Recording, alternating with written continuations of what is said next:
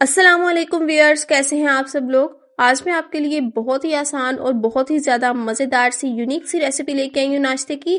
उबलते हुए पानी में आप इस नाश्ते को डालें और मज़ेदार सा नाश्ता बनाकर तैयार कर लें।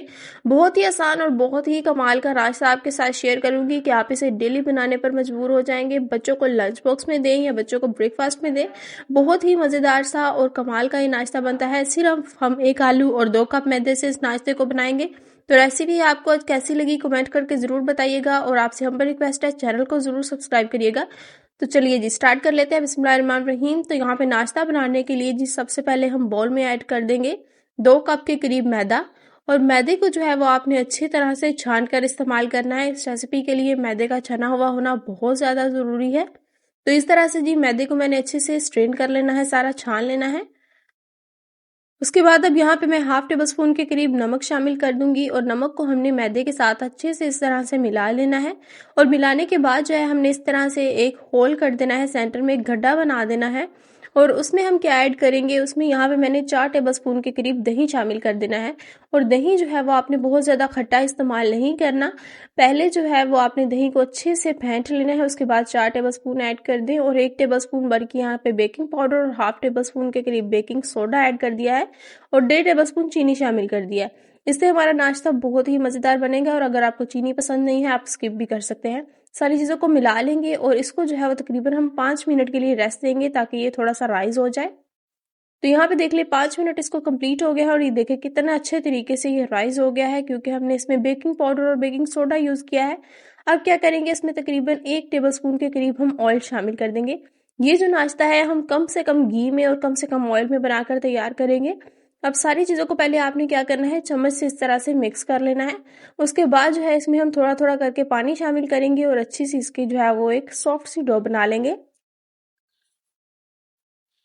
थोड़ा थोड़ा इसमें पानी शामिल करेंगे और अच्छे से हमने इसका जो है वो डो बनाना है। डो ध्यान रहे यहाँ पे बहुत ज़्यादा हार्ड नहीं होना चाहिए, सॉफ्ट डो ही होना चाहिए। और इसको इस तरह से हम अच्छे से पहले गूंद लेंगे।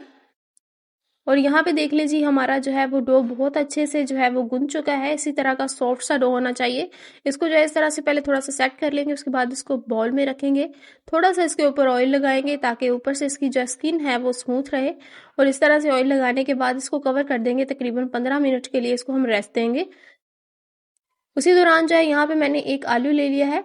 इसको जो है मैंने अच्छे से जो है वो पहले बॉईल कर लिया था, इस तरह से कट करके। थोड़ा सा लार्ज साइज का आलू था, इसको मैंने इस तरह से कट करके बॉईल किया है और इसको अच्छे से हमने मैश कर लेना है। तो यहाँ पे आलू अच्छे से मैश हो चुका है। अब यहाँ पे स्पाइसेस थोड़े से ऐड कर लेंगे। सबसे पहले यहाँ पे मैंने ब्रीक चॉप किया हुआ प्याज थोड़ा सा ऐड कर दिया है। हाफ टेबल स्पून के करीब नमक शामिल कर देंगे और थोड़ा सा और भी स्पाइसी और मज़ेदार बनाने के लिए इसमें लाल मिर्च शामिल कर देंगे। और साथ में यहाँ पे मैं जो है वो हाफ टेबल स्पून के करीब धनिया, सूखा धनिया पाउडर ऐड कर दूंगी। और उसके बाद थोड़ा सा इसमें धनिया शामिल करने के बाद जो ग्रीन धनिया होता है उसको शामिल करने के बाद जो है वो सारी चीज़ों को हम मिला लेंगे। और हाथों से आपने ध्यान रखना है कि कोई भी अगर पोटैटो का पीस है तो उसको आपने अच्छे से मैश कर देना है क्योंकि हमें बिल्कुल अच्छे से मैश किया हुआ मिक्सचर चाहिए।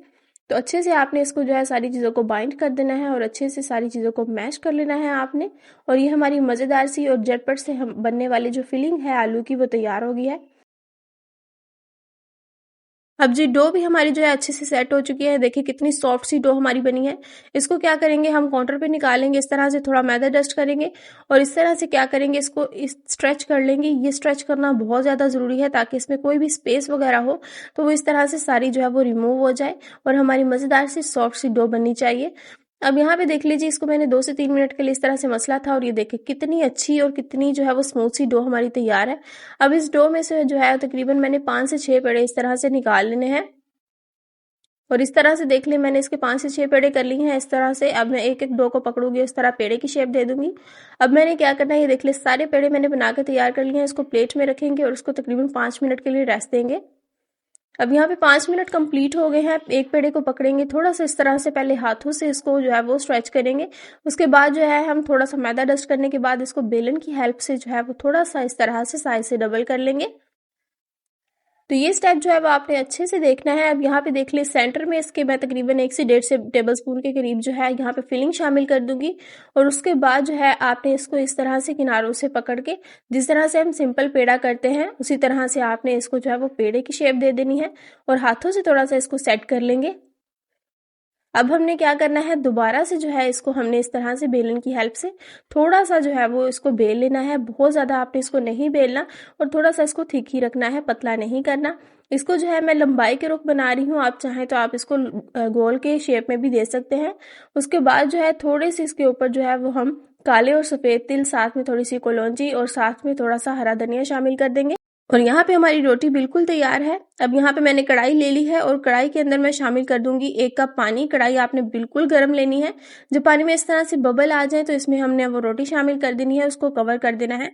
पहले जो फ्लेम है वो आपने हाई रखना है और जब इसमें से देख ले पानी ड्राई हो गया है तो आपने फ्लेम को जो है वो लो टू मीडियम कर देना है। तो यहाँ पे देख लें जी, अब इसके ऊपर जो है वो बहुत अच्छे से बबल्स बनना स्टार्ट हो गए हैं, तो हम जो है वो रिमूव कर देंगे लिड को और इसको जो है वो अच्छी तरह से इस साइड से देखिए रिमूव हो गया है। और ये देखिए इस साइड पे कलर माशाल्लाह से कितना खूबसूरत आ गया है। इसके ऊपर थोड़ा सा बस ना होने के बराबर ऑयल हम इस तरह से ग्रीस कर देंगे और दोबारा से इसकी जो है वो साइड चेंज करके इसको हमने अच्छे से जो है वो कुक करना है। तो दोनों साइड से आपने इसको जो है वो ऑयल की ग्रीसिंग कर देनी है। आप चाहे तो इसकी जगह घी का भी इस्तेमाल कर सकते हैं, या देसी घी का भी इस्तेमाल कर सकते हैं। और उसके बाद जो है ग्रीसिंग करने के बाद जो है दोनों साइड्स को आपने अच्छे से कुक करना है। जब दोनों साइड्स अच्छे से कुक हो जाएंगी तो तब आपने इसको जो है वो बाहर निकाल लेना है। तो यहाँ पे अच्छे से दोनों साइड्स पे कलर आना बहुत ज़्यादा ज़रूरी है। यहाँ पे इसको तकरीबन 2 से 3 मिनट लगे थे और बहुत मज़ेदार सा हमारा नाश्ता जो है वो तैयार हो जाएगा। तो माशाल्लाह से देखिए इसके ऊपर कितना खूबसूरत कलर आ गया है। अब इसको जो है वो हम कढ़ाई से बाहर निकालेंगे। बहुत ही कम टाइम में, बहुत ही कम तेल में हमने इतना मज़ेदार, इतना हेल्थी और टेस्टी सा नाश्ता बनाकर तैयार किया है कि आपके बच्चों को इंशाल्लाह से बहुत पसंद आएगा। अपनी फैमिली को बनाकर दे। और ये देखिए कितना ज़्यादा सॉफ्ट और कितना ज़्यादा मज़ेदार सा ये नाश्ता बनता है कि एक दफ़ा तो इसको ट्राई करना लाजमी बनता है। और ये देखिए अंदर से मैं आपको दिखा देती हूँ कि ये कितना ज़बरदस्त सा राइस हुआ था और इसकी फीलिंग आप देख सकते हैं कितनी ज़बरदस्त अंदर जो है वो सारी स्प्रेड हो गई है। तो रेसिपी आपको कैसी लगी कमेंट करके ज़रूर बताइएगा। तो चैनल को सब्सक्राइब करिएगा। मिलते हैं नेक्स्ट वीडियो में। अल्लाह हाफिज़।